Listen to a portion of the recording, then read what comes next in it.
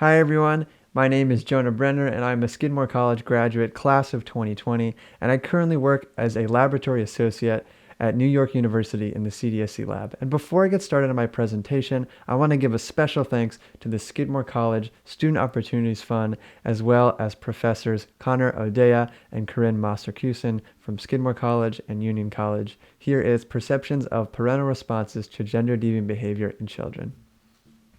Gender backlash describes social and economic penalties for men and women when they violate gender stereotypes. And importantly, these stereotypes dictate how men and women should and must behave.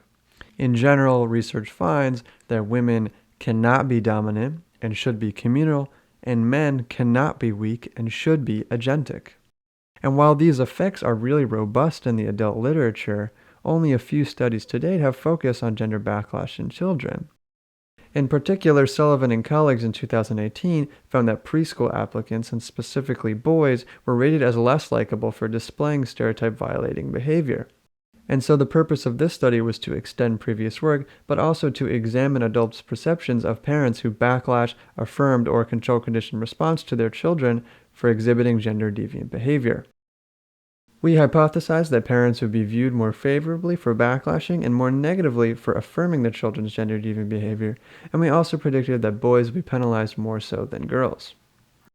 To do this, we recruited 170 participants from Amazon Cloud Prime software, and we had participants read about an alleged parent-teacher conference meeting in which a boy or girl exhibited gender deviant behavior in the classroom and was either backlash, affirmed, or control condition response by the parents.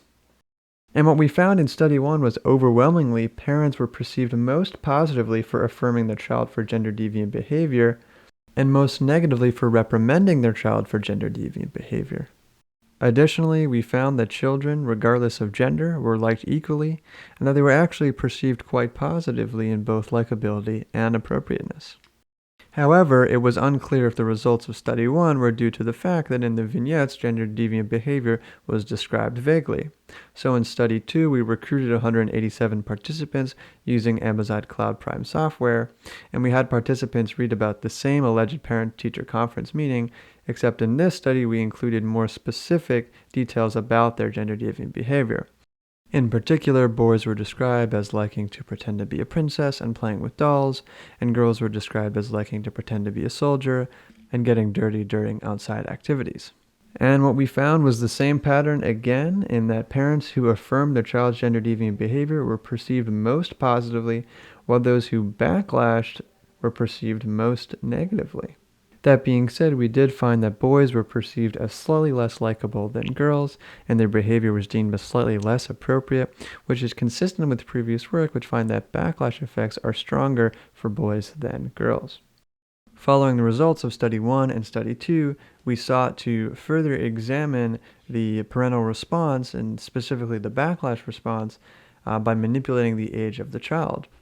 So in this study, we recruited 328 participants, and we had participants read about the same alleged parent-teacher conference in which a boy or a girl is exhibiting gender deviant behavior, but in this study, we only had parents respond in a backlash manner. So they only punished their children for gender deviant behavior, but we manipulated whether the child was 6, 10, 13, or 18.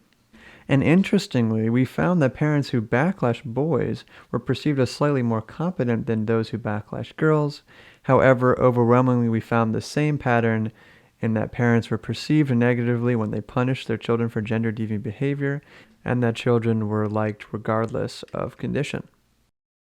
So the key takeaways of this study are that parents who backlash their children for gender deviant behavior are perceived quite negatively, while parents who affirm their child for gender deviant behavior are perceived quite positively. Another key takeaway is that boys appear to face marginally more backlash effects than girls, but children of all ages were perceived positively when they exhibited gender deviant behavior in the classroom, which may indicate a shift in societal norms discouraging gender deviant behavior.